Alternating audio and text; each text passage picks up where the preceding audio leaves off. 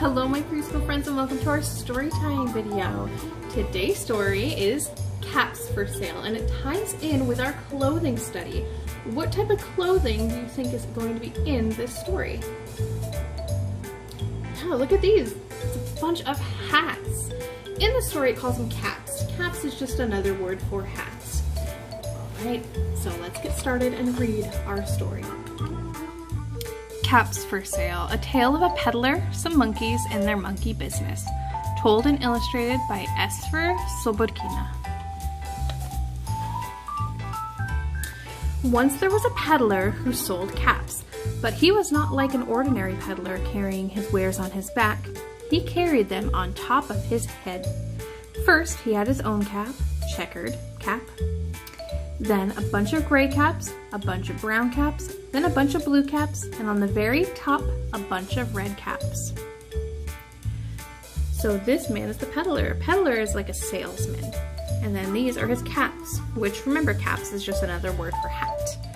How many red caps does he have? Let's count them. 1, 2, 3, 4. He has a lot of caps. Should we count them all? So we know there's 4 red caps. 5, 6, 7, 8, 9, 10, 11, 12, 13, 14, 15, 16, and then his own cap makes 17. That is a lot of hats. He walked up and down the streets, holding himself very straight as to not upset his caps. As he went along, he called, "Caps? Caps for sale, 50 cents a cap." Would you buy one of his hats? I would. I think I'd buy one of these gray ones because they look really cool.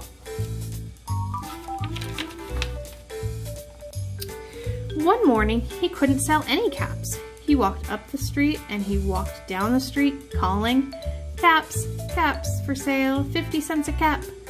But nobody wanted any caps. That morning, nobody wanted even a red cap. He began to feel very hungry, but he had no money for lunch. "I think I'll go walk in the country," he said. And as he walked out of town, slowly, slowly, as to not upset his caps.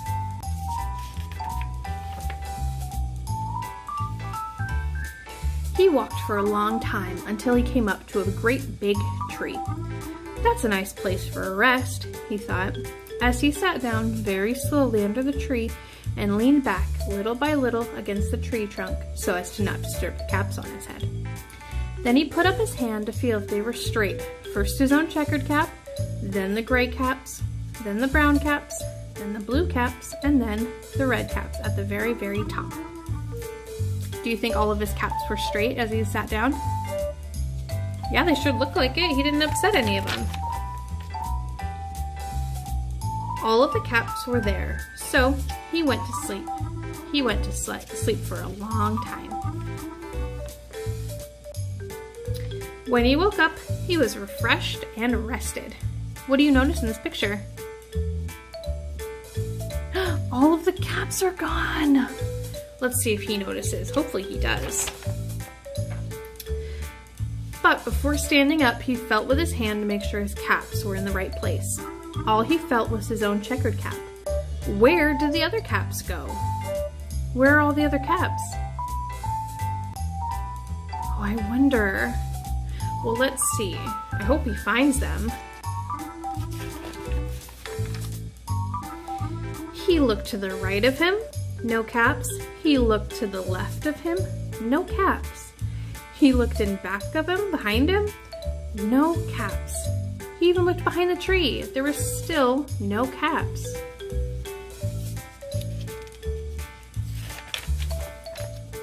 Then he looked up into the tree. What do you think he saw up in the tree? Oh, that is a good guess. Let's see. On every branch sat a monkey. On every monkey was a gray or brown or blue or a red cap. How many monkeys are in the tree? Well, let's count them. 1, 2, 3, 4, 5, 6, 7, 8, 9, 10, 11, 12, 13, 14, 15, And 16. 16 monkeys for 16 caps. The peddler looked at the monkeys. The monkeys looked at the peddler. He didn't know what to do. Finally, he spoke to them. Do you think that's gonna work? To get his caps back? Let's find out. You, monkeys, you, he said, shaking a finger at them. You give me back my caps. But the monkeys only shook their fingers back at him and said, tss, tss, tss. What do you think he's gonna try next to try to get the caps back? Let's find out. This made the peddler angry, so he shook both hands at them and said, You monkeys, you give me back my caps.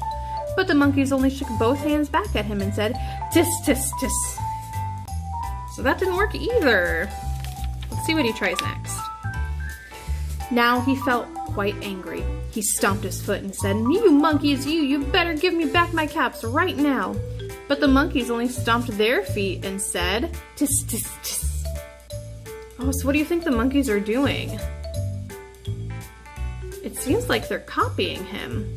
They wagged their fingers back at him. They shook both hands at him. Now they're stomping their feet back at him, just like he's doing. By this time, the peddler was very, very angry. He stomped both his feet and shouted, You monkeys, you must give me back my caps. But the monkeys only stomped both their feet back at him and said, Tis, tis, tis. Oh, they're copying him again.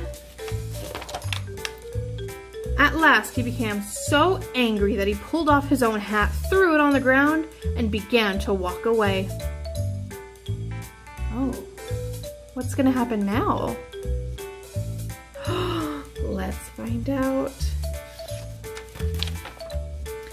But then, each monkey pulled off their hat they were wearing. And all the gray caps, all the brown caps, all the blue caps, all the red caps came flying down out of the tree. So did the peddler pick them up and put them back on his head. First, his own checkered cap, then the gray caps, then the brown caps, then the blue caps, and then the red caps on the very, very top.